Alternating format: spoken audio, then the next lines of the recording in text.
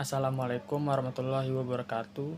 Izin memperkenalkan diri, nama saya M. Khairul Faiz dengan NPM 2231060230, program studi Psikologi Islam dengan dosen pengampu Bapak Agus Devrianto MAG MKom. Di sini saya akan menjawab beberapa soal UTS. Dalam uraian, ilmu kalam merupakan ilmu yang membahas tentang ketuhanan.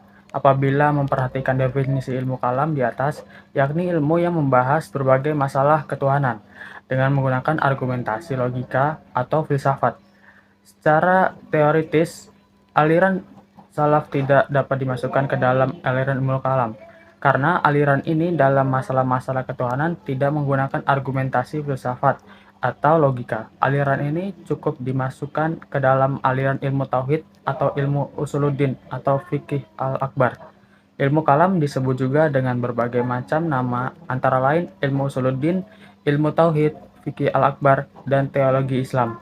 Di sini akan dijelaskan mengenai macam-macam nama tersebut. Selain itu juga menjelaskan tentang objek studi ilmu kalam dan pembahasannya. 1. Sebutkan objek material atau objek kajian dan objek formal dalam ilmu kalam. Objek material. 1. Ada Al-Quran. 2. Hadis. 3. Pemikiran manusia. 4. Insting. Objek formal. 1.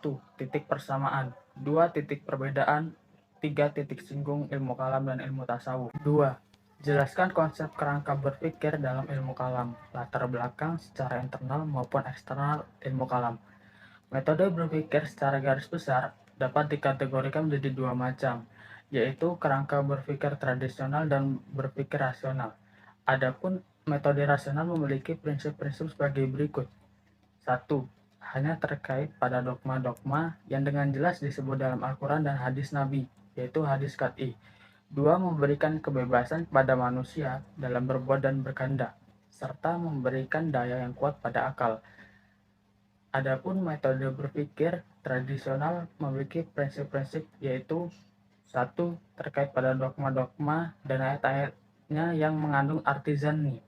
2. Tidak memberikan kebebasan kepada manusia dalam berkehendak dan berbuat. 3. Memberikan daya yang kecil pada akal. Latar belakang ilmu kalam muncul karena disebabkan oleh dua faktor, yaitu faktor internal dan faktor eksternal. Faktor internal adalah yang menyebabkan timbulnya ilmu-ilmu kalam karena masalah-masalah politik, karena akal pikiran mereka mulai memfilsafatkan agama, dan karena Al-Quran itu tidak hanya sebagai seruan dakwah. Faktor eksternal yang menyebabkan timbulnya ilmu kalam karena kebanyakan orang-orang memeluk agama Islam sesudah kemenangannya. Karena golongan Islam yang terdahulu, terutama Mu'tazilah, lebih mementingkan atau memusatkan perhatian untuk dakwah Islamnya dan membantah orang-orang yang membantah alasan orang-orang memusuhi Islam. 3. Urgensi perbedaan dan persamaan ilmu tauhid dengan ilmu kalam, tasawuf, dan filsafat.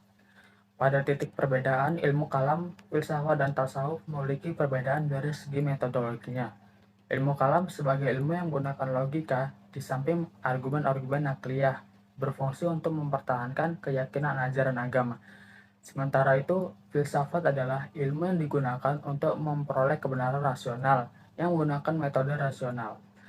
Sedangkan ilmu tasawuf adalah ilmu yang lebih menekankan rasa daripada rasio.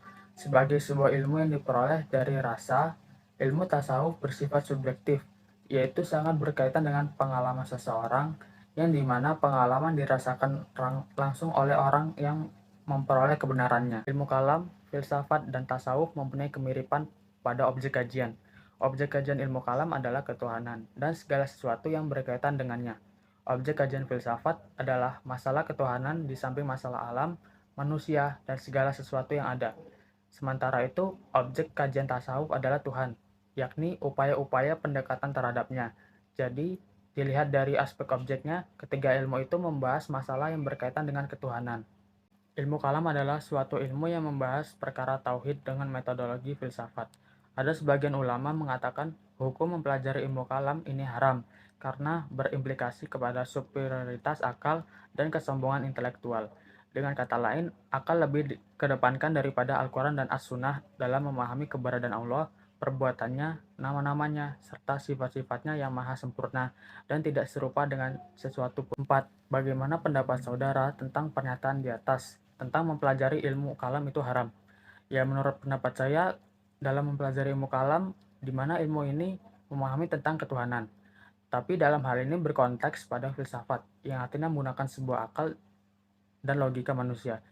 Karena jika sesuatu yang dipahami ini tertolak oleh akal ataupun logika, maka dalam pemahaman Tuhan pun akan tertolak. Maka dari itu tidak bisa menggunakan dengan akal dalam memahami kemahaesaan Allah Subhanahu wa taala. Maka muncullah dalam Islam yaitu filsafat Islam yang dimana berdasarkan dalil-dalil Al-Quran. 5. Jelaskan bagaimana hubungan iman, Islam, dan ihsan. Islam berarti suatu nama bagi agama yang ajaran-ajarannya diwahyukan Tuhan kepada manusia melalui seorang Rasul atau Nabi Muhammad SAW yang meliputi 5 rukun Islam, yaitu syahadat, sholat, zakat, puasa, dan haji. Kelima rukun tersebut merupakan amal lahiriah sebagai perwujudan dari makna Islam itu sendiri. Ada iman adalah keyakinan dalam hati yang diucapkan oleh lisan dan diwujudkan dalam amal perbuatan. Keyakinan tersebut meliputi 6 rukun iman, yaitu iman kepada Allah, malaikat, kitab, nabi, dan rasul, hari akhir, qada dan qadar. Ihsan adalah cara bagaimana seharusnya kita beribadah kepada Allah. Rasulullah mengajarkan agar ibadah kita dilakukan dengan cara seolah kita berhadapan secara langsung dengan Allah. Adapun hubungan antara iman, Islam, dan ihsan, yaitu Islam, iman, dan ihsan adalah satu kesatuan yang tidak bisa dipisahkan satu dengan yang lainnya. Iman adalah keyakinan yang menjadi dasar akidah. Keyakinan tersebut kemudian diwujudkan melalui pelaksanaan kelima rukun Islam. Sedangkan pelaksanaan rukun Islam dilakukan dengan cara ihsan, sebagai upaya pendekatan diri kepada Allah Subhanahu wa taala. Sekian dari saya, kurang lebihnya saya mohon maaf. Pada Allah saya mohon ampun. Saya tutup. Wassalamualaikum warahmatullahi wabarakatuh.